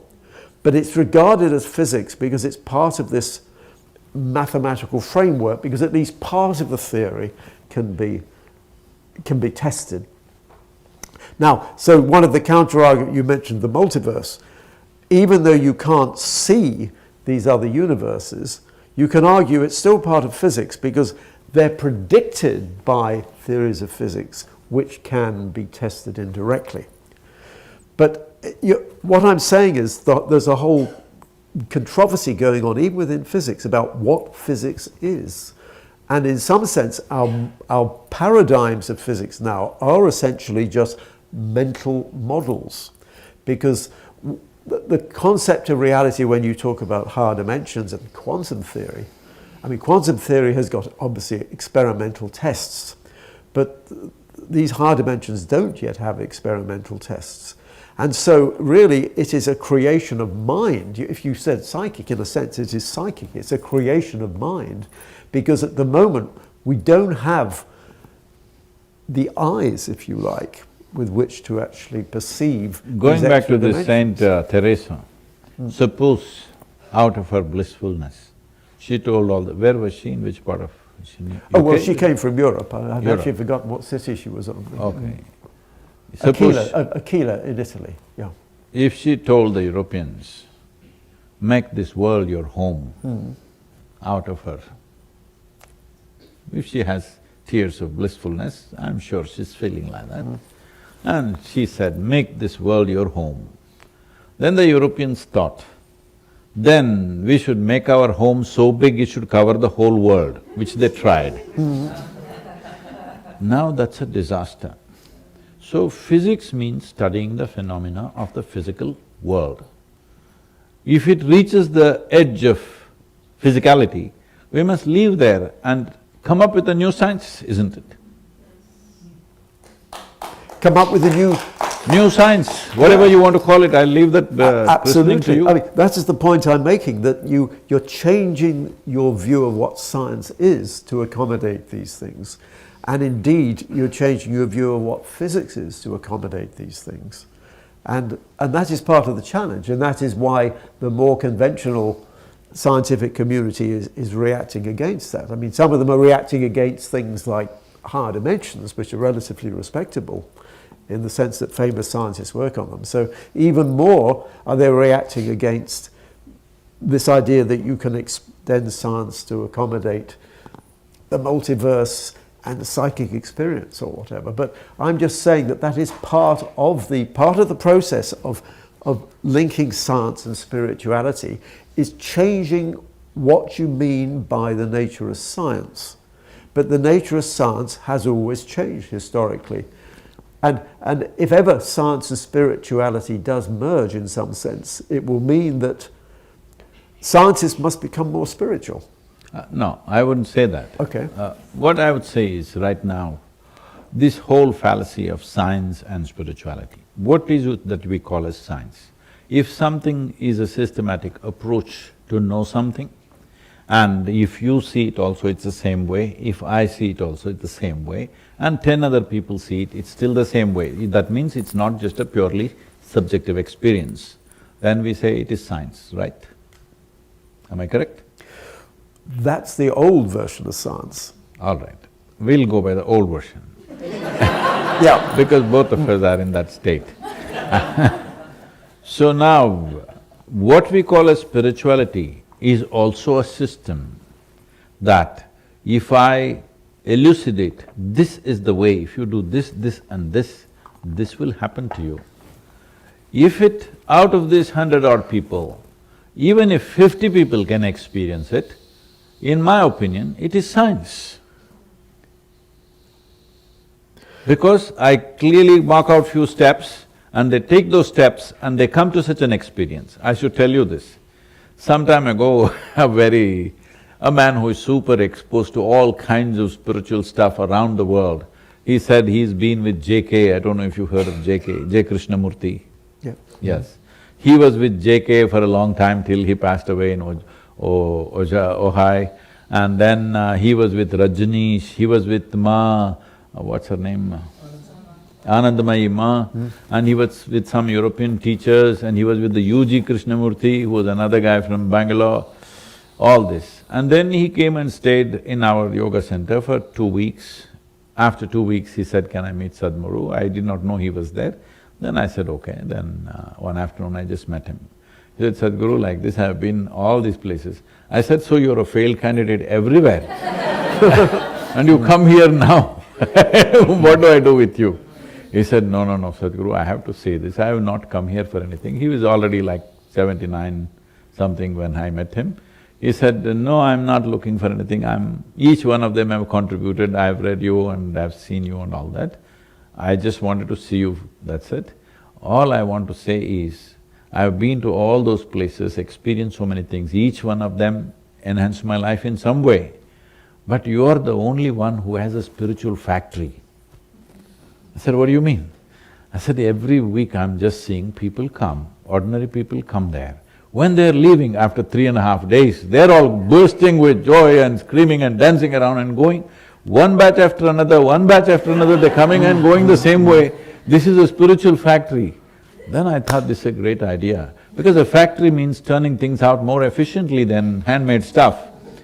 I called our people and I know they won't go with that. I said, we should call this Isha Spiritual Factory. Yeah. Because the efficiency with which you are functioning, it is a spiritual factory. We have a rollout. Whoever comes this way, when they come out, at least reasonably they'll come out that way, all right? So, when we are able to turn out the same thing or bring a whole lot of people to similar or if not same, similar experiences repeatedly, again and again and again, not in a few years, not in 200 years like science, for thousands of years we are able to do that. Why is that not science? Oh. I'm saying, this is not infinity, this is supposed to be and. Okay. You should remove and, science and science. But you see, one of the interesting points was that science is normally assumed to be taking the third-person perspective of the world. When you talked about how this… No, this is why I told this example. This guy was taking a third-person view and he saw this is a spiritual factory. People are rolling out in the same level of experience. But the point is, experience, when you're talking about a science of mind, you're talking about experience, not experiment. I think you're saying the same thing. No. See, I mean, don't translate an experience just to the mind. Today, Bala is trying to study that experience chemically, all right? The blood chemistry and whatever other things. I don't want to get into that because I don't care how long you telemeter. But all those things matter to today's science, it's fine. Now they are saying the endocannabinoids are up by whatever percentage, it is much more than what happens in sexual orgasm just sitting here. Why is this not science? It's measurable. I'm agreeing. I'm saying that you should have a science of experience. So I think I'm agreeing with you in that respect. No, experience is not scientific. Experience is very subjective, human. But you can measure it not at the level of experience, at the level of what's happening in the body, you're able to measure it. What's happening in your chemistry, you can measure it. Because all human experience has a chemical basis to it. But that's reducing everything to materialistic science. No. See, right now, only because both of us have a body here, we are able to house a mind on this. Hello? Correct? Yeah. We are housing a mind on this. Because we have a mind on this, we are housing ideas on it. Because we have a mind like this, we are housing mathematics on it. You can't house all this stuff if you didn't have a body. So there's nothing wrong with the body. Body is the foundation. Without this, what can we do? I can ask you a very specific question, Sadhguru. I'm fascinated in the question of whether consciousness, because consciousness was the theme of this wonderful meeting. I'm interested in the question of whether consciousness is actually generated by the brain or whether consciousness is actually merely filtered through the brain. In other words, whether consciousness with a little c is just a manifestation of consciousness with a big C.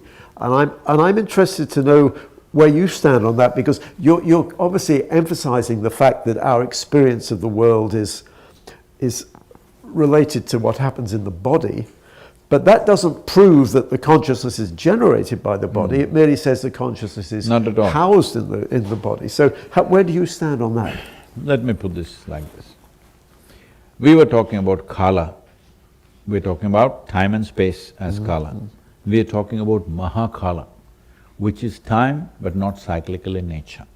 Let's say that is consciousness. That is a stillness which is all-pervading and which is powerful. Today maybe they're calling it dark energy, whatever it is, I don't know how they see that. I don't know if there's any scientific way of sensing dark energy, I have no idea about that, so let me not comment. But calling it dark, we agree because we call this also dark, because we're calling it kala. Kala means also darkness, because space is dark. Light is just a small happening. When something burns, it emanates light. And you can't see light, you can only see its reflection. See, right now, there is light passing here, you can't see it. Only if my hand stops it, then you can see it. Otherwise you can't see it. So we are not… in exploration, we are not concerned about light. That's why first thing we do is close our eyes. Because light is a huge deception.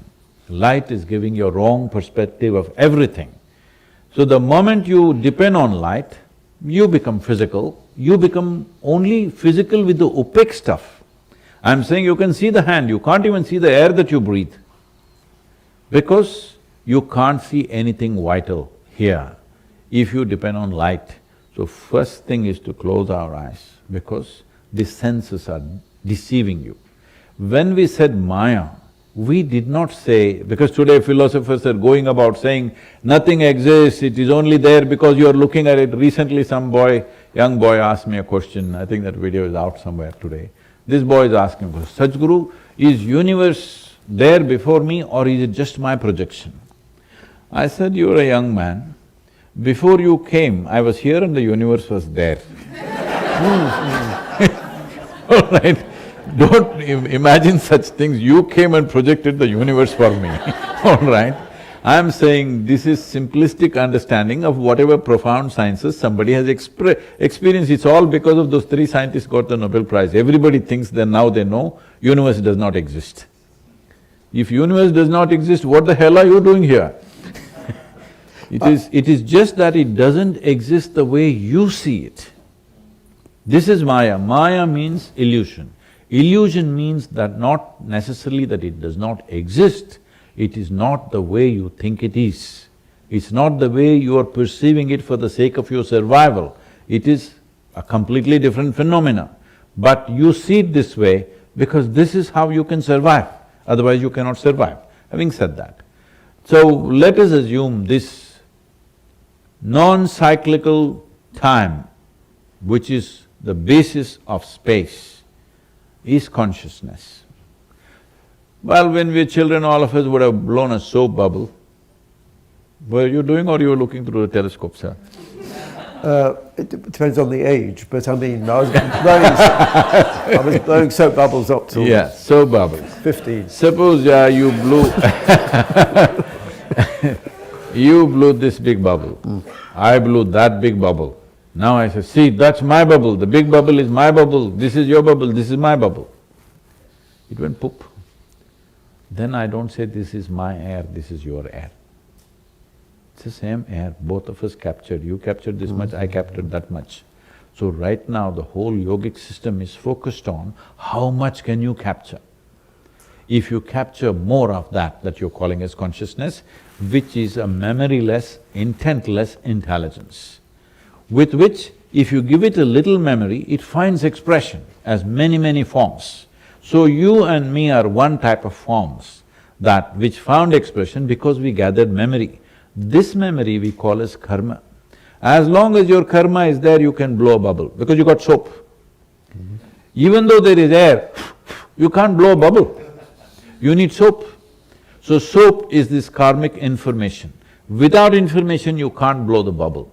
Now if your soap is very thick, you can't blow a big bubble. It'll be small but heavy, it doesn't fly, it just goes down and bursts on the… you've seen both. You blow a lot of soap, it just gets heavy, goes and lands there. You blow it really nicely, light and slowly, it becomes this big. Now it floats away because its wall is so thin. So if you become like this whatever this sister… what is this, Teresa? Saint Teresa, I'm so sorry. Saint Teresa. Saint Teresa blew a bubble which is floating away. Others see and think, oh, she descended from the heaven. No, she's floating because she's blown a big bubble of herself. Now, the bigger the bubble, the easier to burst it. And that is called nirvana, mukti, moksha, because at some point we want to burst it. Why would I want to burst my own life bubble? That is because you read the memory that is written in this and you saw it through and through. Because you just have amnesia of… even you don't even remember how you were in your mother's womb, do you? No, you don't remember. You only remember a few things here and there and you pick up a few pleasant things and say, my life is fantastic. If you actually look at it, whole of your life is generally grind. Like he said, he has to go shopping, he has to cook, he has to wash. It's a grind, all right? Here and there, moments of joy, excitement, this and that happened. You're just trying to remember that and paint a beautiful picture of your life, it's wonderful. Psychologically, it's a good thing to do. But it's not a way to explore the reality of one's existence. See, you wanting to live a good life is one thing, you want to know the basis of the life itself is another thing. This aspiration may not be there in everybody and it's perfectly fine. Somebody just wants to live a good life, all they want is pleasant chemistry. We can teach them a simple way how to make your chemistry pleasant. Most people would be satisfied with that, because generally that's all. They go to temples, mosques, churches, wherever. What is their prayer? What is the prayer on the planet? Dear God, give me this, give me that, save me, protect me, make me healthy, give me a little more than my neighbor. Yes, what else? This is all the prayer on the planet is. So otherwise, no, not like that, I go there to thank. Thank what? For what you got last time, so that he doesn't forget you next Christmas. This happened. Let me tell you a little joke, so it's getting serious. Two boys, brothers, went to grandmother's place for Christmas. So they're required to pray before they go to bed. The elder boy sat down, kneeled down rather, and started praying. He wanted a puppy for the Christmas. So he's praying, Dear Lord, let me have a puppy and what breed and everything. The younger boy, who is wiser, screamed loudly, Dear Lord, I need a bicycle, dear Lord, I need a bicycle. So this older boy says, what nonsense, why are you screaming? God can hear. He said, I don't care whether God hears or not, I want grandma to hear.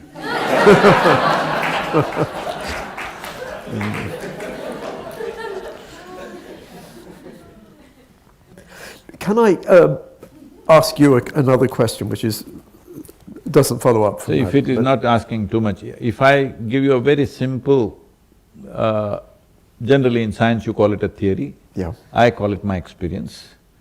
If I give you a simple line, can you build mathematics for it? Because that could be the telescope. Right. Well, my question was going to be this. We started off talking about the cycles of the universe, and there was something which intrigued me. In one of your films, or one of the interviews, I've heard you talking about the fact that there were a certain number of cycles. 84. 84, exactly. And so I was intrigued about this, not 42, which is the answer to everything in Western, but 84, which of course is 42? Which is twice, 84 is twice 42. Okay. So, but I'm fascinated, where does the figure 84 come from and why 84? Well, you already heard that video, so I will leave that part. No, but they didn't, and See, there is a continuous talk about Big Bang. yeah. I was talking to one of the scientists who's written a book on endless universe. Yes, endless universe, that's the title of the book. Paul Steinhardt. I Yes. think, yeah. So I met him in Davos and he was setting up a computer simulation of how it could have been. When I looked at that computer simulation, this is a form every day we work with. We call this linga. The word linga comes from the word lina. Lina means the form. We call it the form. The Form. foam. Form. What do you say? Form. Form, sorry. Form. Oh, form. Thank you. It's my English accent. Okay. The form. Oh, now I understand. Yeah. Yep. So, we call it the. Yep. Why it's called the form is because it was the first form. So when he breathed out and when energy played upon his body and little particles of creation started forming cycles and making Mahakala, a great time, into a simple time process of atomic time. Then he roared. When he roared, it rose like that. That form I am seeing on his computer. This is a form we always people worship and work with in so many ways. I see this guy had it on his computer. I said, how did you get this? He said he's been working on simulating the Big Bang. Then I asked him a simple question. Is it possible there could have been many bangs? He did like that and then he said, possible. Then I said, if there are many bangs, see if you have an automobile, if you take off the manifold, you will see the engine will go bang, bang, bang, bang. If you throttle up, it'll roar. So I said, if there were a series of bangs, could it have been a roar? He said, why not? Possibly. I said, we've always been saying it's a roar, so we called the first form as the Rudra. Rudra means the one who roars. He roared. Like this, then we evolved many forms to describe this. This was Mahakala, this was Kala, this was Rudra, this is the first form, and then the many forms, how they came, there are various aspects to it. These things are not today. These things have been spoken millennia ago. How do they know all this? The simple thing is like this, if you look into this piece of creation, the whole creation is present in a footprint form. By looking at my footprint, suppose I walk through the garden, by looking at my footprint, you can measure my weight, my height, my gait. You can even guess how smart am I.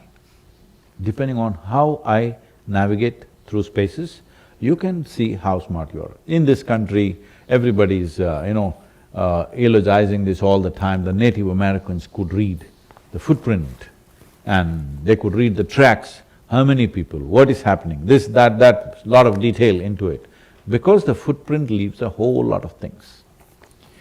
So in many ways, various aspects of this creation, you will never be able to see this through physical approach or even mental approach, because mind we see it as a physical projection.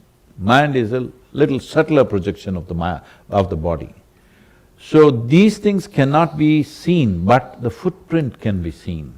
With the footprint you can know most of the things. Only thing you cannot know is, what is my nature, you cannot know.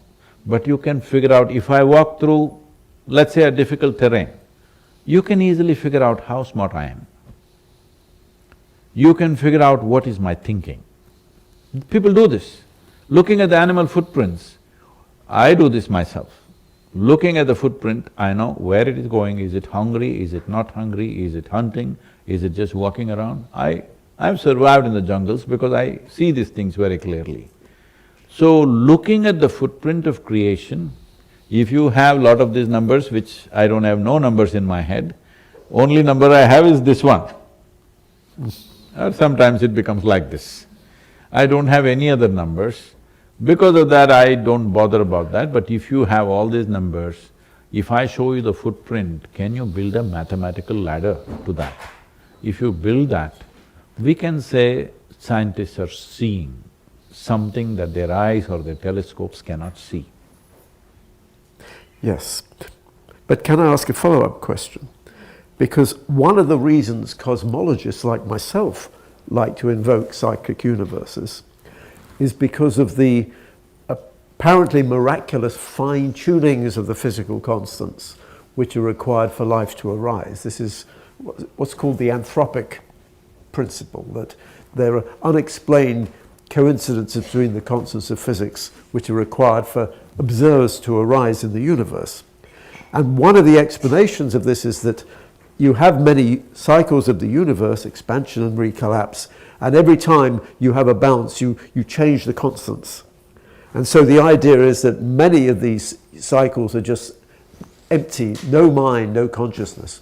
But every now and then the constants have the right values for consciousness to arise. And so one reason you invoke cycles of the universe is that means occasionally you are going to be in a universe, well, you have to be in one of the cycles which is suitable for life. So this is one example of the multiverse. Does that tie in at all with the reason for having 84? See, this 84, how we are talking about it is, there are yogis who have done a whole lot of mathematics to it. I'm not one of them. I'm good by knowing it by my experience. I don't wish to write it on the blackboard. I don't have the competence, let me say that. Competence comes only when you care for something, otherwise you don't acquire those competences. So these 84, out of these 84, many have dissolved. Their bare, vague footprint is there, but they have dissolved. But the footprint is there in this. 21 of them have a little larger footprint. Oh. Out of these 21, 10 are almost non-physical. Non-physical, let's say. The remaining 11 are somewhat mildly physical, but the last 4 are reasonably physical. So, we see this number 21 as an important process. Whatever we want to do, we do it in 21 minutes, in 21 ways and all this, because these 21 still have a footprint. If you want to rise beyond your physicality, absolutely, you have to rise beyond all the 21. But you don't have to bother about those things, because if you rise above the physical nature, not just in terms of physical body, but even the information is physical. All information that you carry, which makes you you, whether dead or alive, it still makes you you, that one, we want to rise beyond that. So that imprint carries all this, and out of the 84, 21 are still manifest in different levels of, for lack of words, I'm saying transience, from almost non-existent. Others below 21, they're completely gone, but their footprint is still there. They don't have any influence or impact, their qualities are not imprinted in us. But these 21 qualities are there in us. How many more will happen? 112 will happen. 112? 112. Each one of them may take whatever they've calculated these yojanas up to how long it'll take, that's not my number game, is not my game. So, 112 times it'll happen. After that, it will manifest in a way that it's non-physical and becomes a perpetual universe. A non-physical universe will manifest itself, that it doesn't need physical matter but exists, and even individual existence may happen, we don't know. It may happen, or one massive happening may happen, but a proper manifestation of universe without physicality. When that happens, that is the final one. This is seen as a thing, but I know science will not ever go with that. So let us leave those things. All I am saying is, this simple thing that I am talking about, if I give you the footprints as to how this is evolved, if you can create a mathematical backbone to it, I think it'll make sense to lots of people, and you will be seeing further, not with physical eyes, but mathematically you will be seeing much further than where you are seeing right now. That's fascinating, because that is not one of the standard modern cosmological theories, you see. So, but what you're saying is that you've got these cycles which at some stage evolve beyond the straightforward physical… See, the beautiful thing is, they're clearly defining this. Because the Indian cosmology is built and personified in a certain way. Most people, Indian origin people will know this. There is a coiled up snake upon which a god is lying down. Yeah. That snake is called Shesha. Shesha means, when we are learning mathematics in Indian languages, the remainder, what do you call it? Remainder. Remainder is called Shesha. What is remaining is Shesha. Even in our common language, we use that. Shesha means something left over. So, this snake is the Shesha upon which once again creation begins. So this Shesha leftover, the leftovers are there from last 21 universes. But the imprint of the leftover is diminishing as you go backwards and increasing as you come forwards. But the last four are significant. And so was consciousness in only some of these universes? No, all of them were conscious, fully manifest universes. All of them were But they ran out of time. That what was Kala became Mahakala, but it left footprints. In some footprints they're very strong, we can see exact nature of what they are. Some footprints are very weak, that we can barely see that they are there. And is this evolution towards, after 112 cycles, a non-physical state, does that correspond to a sort of evolution of consciousness? In a way, it is like consciousness graduating, that without physical form it can manifest itself. That's a very positive note on maybe which to… I know we've come to the end of our 2 hours, but that's a really interesting thought, but especially that you made it mathematical, like… Thank you, sir. You came all the way. Thank you very much, sir. Fantastic.